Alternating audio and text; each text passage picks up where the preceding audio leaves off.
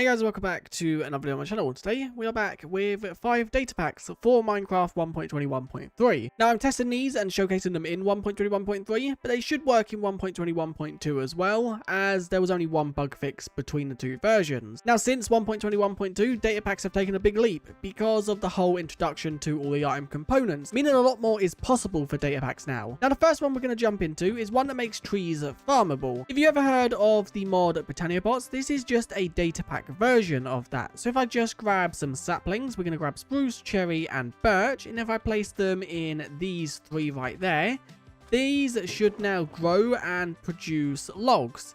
And I'm pretty sure you can also input saplings from above. And if I was to put hoppers going into the 3, I can then throw more saplings into this, and when the sapling dies out, it will then plant it back again. Now there's one step to start these, so I've set everything up, and as you can see they're not producing. If I now click this with bone meal, it's now got some kind of like line around it, and you can see that it's now producing some resources, and the saplings are also being consumed. Now it's producing the resources very quickly because I've turned the random tick speed up. If I was to turn this down, then the resources will be produced a lot slower. And I can also click it with these 3 to also then start these ones growing.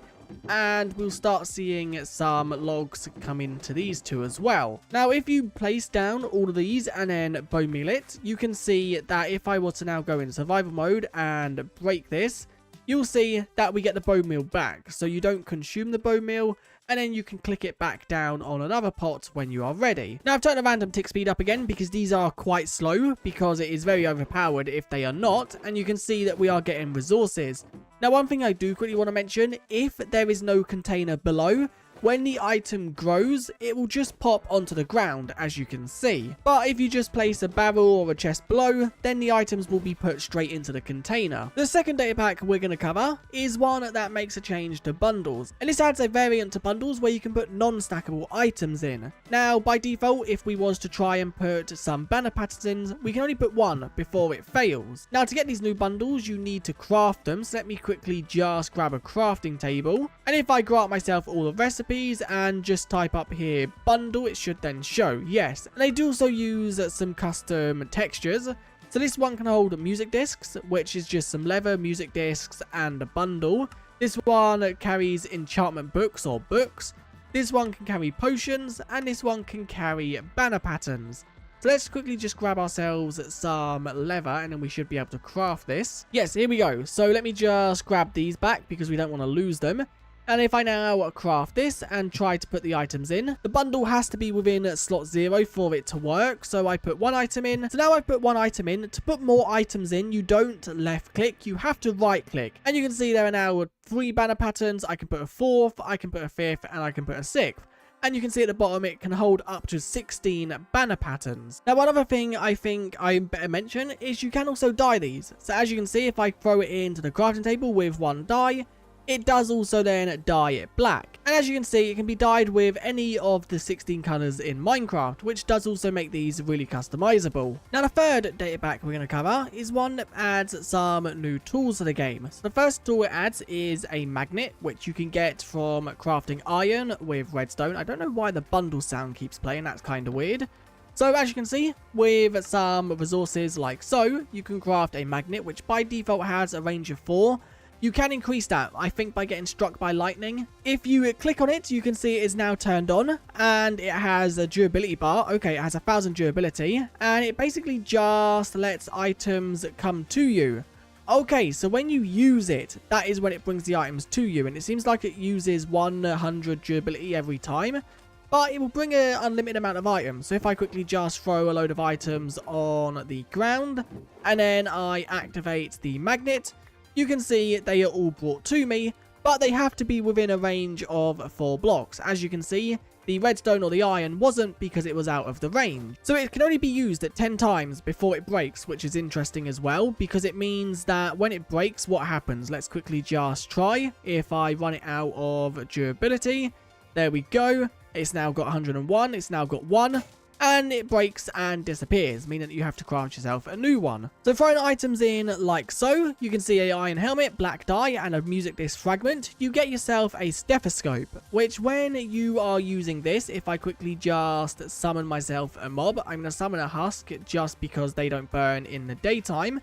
If I now click on this mob, you can see it shows me the mob's health, the mob's armor, and also I'm not sure what that third one is. And that third one is the attack damage that it shows. Once again, every time you use this, it will remove 100 durability. It only removes the durability if you are looking at a mob and it shows you its stats. If I just spam click here, you can see no durability is being removed. It does also add more. It's not just the magnet and the stethoscope, but they're the only two I'm going to show. You have to download the data pack to see what else it adds. Now the fourth data pack we're going to cover is one that adds a new weapon to the game. Now this new weapon is a spear. And it's crafted like so, I believe. So 2 sticks and then the weapon type. No, that doesn't seem like it. Okay, there we go. So it seems like you can't use the netherite one. But a spear with a wooden sword does work. Now, if I hold this, it's pretty cool in your hand. Now, you cannot throw this. It's not a throwing spear. But I'm pretty sure, yes, +2 entity interaction range. So let's quickly just try the entity interaction range. From here, I cannot hit the husk. But if I pull out this, you can see I can hit the husk, which is really cool because it means that you can hit entities from further away. Now, this one doesn't seem like it has any attack damage on it. Let's see if we craft up some of the other ones. So if I just grab some more swords, let's grab one of each variant. I'm guessing the netherite one is probably crafted inside of a smithing table, like most netherite stuff. So we have a spear of stone. We then also have a spear of iron. This one does have attack damage. So it seems like the entity interaction range is the same on all of them. It's +2. The diamond one has +2 and 7. But that's one of the things it adds. And they look really cool when you're holding them. Now the next thing it adds is daggers. And I don't know if it's a stick and a diamond sword or a stick and a diamond. It's a stick and a diamond. Now these daggers you can see come pre-enchanted with looting 4, I believe that is. And the attack speed is higher, but the interaction range is lower. So I have to be way more closer to the mob that I'm hitting. Now if I quickly just show you the other variants, if I throw in a cobblestone and a stick, this one once again has looting 2. So it seems like the looting level goes up by 1 for the variant. Now the fifth and final data pack we're going to cover is copper contraptions. And this just adds a lot of industrial like functional blocks. So first of all you need power, and one of the ways of getting power is by throwing a copper block on a furnace, and this will then give you a furnace that produces power. There is another way. You can just place down a daylight detector and throw a copper block on it, and this will give you a solar panel which produces power as well. If I break this, I will also get the copper block back. So let's just throw that on top to see if it's because it has to be above. So yeah, it seems like the power goes in below or above. So now if I just grab a block right here, we can throw another block there and you can see it breaks it. But when it breaks the block, it will consume the amount of power it has. And then obviously if we run it out, you'll see it won't do it until it has enough power again. Now there are some other things you can make. A block breaker isn't just the only one. So now if we throw a axe on top of a dropper, this will give you a tree breaker or a tree chopper. So let's now just power this one. Now this uses 300 power to activate, so it's going to use a lot more power than the block breaker, which only used 10. You can also get block placers by placing down a dispenser and then throwing a normal piston on, and this will then place blocks if it has 10 power. So we can just give it 10 power by throwing down a copper block on there, and then that will produce, and I'm pretty sure it places down the block that's in its inventory. So by doing that, so now we can kind of understand how the energy works. That did also place that block. This copper part here, where the particles are coming from, that's where the energy goes. So, for example, if there was the block underneath here, if I was to place down the dispenser right here, and then I was to throw a piston on top, it will then power this block. Apparently a smoker makes more, so let's just try a smoker. This apparently makes 17 every time it smelts something down. Now, there is a lot more this data pack adds. It adds so many ways to get power. And it also adds some ways to transfer power. It also adds a load of blocks that you can use to do certain actions. Quarry is one of them. It also adds the block placers, block breakers, the tree breaker. It adds so much, and I do recommend downloading this data pack and messing with it. because if you're bored of basic Minecraft, then it adds that little extra step to it as well. And it turns out after all that, I didn't throw a copper block on top of this smoker, so it wasn't actually producing power every time it smelled an item.